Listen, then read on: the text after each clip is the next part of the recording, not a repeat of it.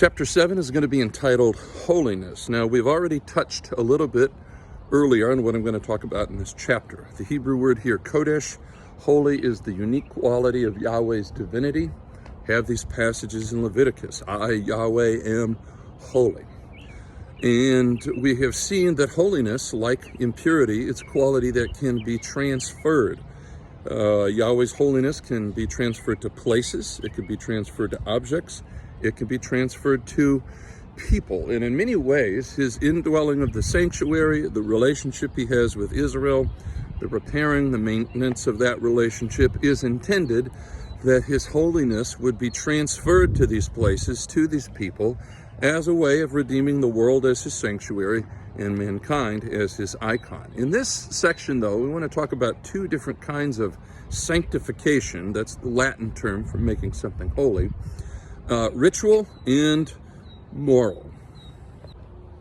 So in part A, I want to talk about ritual holiness or ritual sanctification. What does it mean to make something ritually holy? Well, it means that it is holy, but not in the sense of morally holy. Yahweh can transform Mount Sinai into a holy mountain, but Mount Sinai is not an agent. It's in no way morally holy. And what that means, practically speaking, is that that mountain, while it is holy, needs to be treated differently than common things. So when it comes to ritual, it's handled differently than the ordinary things in the common world. And as we'll see, there's about three different ways that something can be made ritually holy. One, by direct contact with Yahweh himself. Two, through the use of the anointing oil, the recipe for which is described in the book of Exodus, and we find it used throughout the book of Leviticus. And third, something can simply be given to Yahweh as a gift, consecrated, as it were, and it becomes holy in that way. So in the next three sections, I want to talk about ritual holiness as pertains to places, to objects, and then also to people. So, ritual holiness as pertains to places. Most obviously, in Exodus, Leviticus, and Numbers, this is going to begin with Mount Sinai itself. Then that will be transferred over to the tabernacle. And eventually, it'll be transferred over to the temple in Jerusalem. These are holy places. Now, Mount Sinai becomes holy because Yahweh comes to dwell on the summit of it. And we have that famous passage, take the sandals from your feet, for the place where you're standing is holy ground. Once the tabernacle has been built, Moses actually anoints the whole tabernacle with the anointing oil. If you are reading closely, you'll see that he does that. And Yahweh also comes into contact with it. So it's sort of a transitional phase here where both of those things are happening at the same time. And we may assume as much for the building of the temple in Jerusalem. Certainly when Solomon's temple was built, the fiery cloud is said to have rested on that building. So that too was thought to have come into direct contact with Yahweh himself. And that holiness means that there are different levels of access for different people. What about holy objects? Well, if we read Leviticus, we see that the Ark of the Covenant is holy since it comes into direct contact with Yahweh. That's in the most holy place. The altar, the bronze altar out in the outer court, is holy because after the inauguration of worship in Leviticus, the fiery presence comes out and lights the altar. Animals that come into contact with the altar are also considered holy. However, ordinary people can also consecrate objects and give them to the temple. I can give a field to the temple, and that will make that field holy. If I sow my field with two different kinds of seed, that'll mark it out as holy. I can give an animal to the temple. I can even give implements to the temple. Archaeologists have found things, jars, vases, and other objects that are inscribed with the Hebrew expression lakodesh, or holy to Yahweh. So this is one way of consecrating things and giving them as gifts to the temple. Finally, people can be ritually holy, and this does not mean that they are morally holy. The high priest is the holiest man in the community. Does not mean that he is the morally best person in the community. What it means, though, is that ritually speaking, he has that greater level of access. Now, all of the ancient Israelites are considered holy in some sense.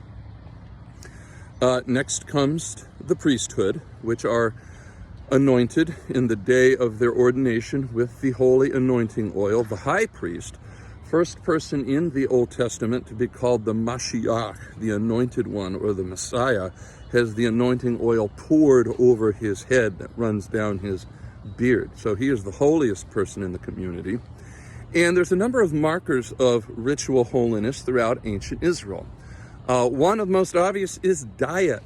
The priests have a limited diet of the 5 sacrificial animals that are brought to the sanctuary: cattle, sheep, goat, pigeon, and dove. The high priest, though, has, in addition to that, the special mincha, special grain offering that he alone is permitted to eat. So he eats that bread of heaven, which is special just for him. The ancient Israelites have a much broader diet because they only visit the sanctuary from time to time. And that's where in Leviticus chapter 11 we get these special food laws. There's a lot of different rationales that have been proposed over the year for the kosher laws, but the one that most obviously fits the historic context is that since the Israelites are away from the temple, they are allowed to hunt and eat animals. But they're going to have to be careful what kinds of animals they eat, because they have to be close cousins of the sorts of animals that are brought to the sanctuary for temple worship. So in Leviticus chapter 11, if they're land animals, they have to chew the cud and have a split hoof, just like the sacrificial animals. If they're birds, they cannot be carnivores. If they're fish, they have to have fins and scales, so that means that they're not bottom feeders. They don't scurry on the soil of the earth. And as a general rule, they are to avoid animals who live in or move along the ground. Those kinds of animals are called remesh in Hebrew. Swarming things is how it's often translated. In Greco-Roman culture, they're known as phonic animals. But the idea is that they have a close association with death, and so therefore does their flesh, and the Israelites are to avoid them, not because it's morally wrong so to do, but because they live in the nearness, they live near the temple. And even though they're allowed to hunt, they need to be careful what kinds of animals they hunt and bring into and eat, and what kinds of animals they bring near the temple. Final word about ritual holiness is that it implies special rules pertaining, at least in the case of the priests, to 3 things: the length of their hair, who they marry, and also how much close contact they can have with death. One feature of ancient Israelite society is that long hair is a visible sign that a person is holy, like a badge that a policeman might wear. It's a way of marking that person off, and that way, when people run into those kinds of people, they know that they are holy people, ritually speaking, and they know how to obey the appropriate protocols. Likewise, 2 major sources of ritual impurity are sexual things and death. So the priests have a more restricted set of rules when it comes to what kind of a woman they can marry, and they also have a restrictive set of rules when it comes to the question of how they mourn their dead and what close contact they can have with them.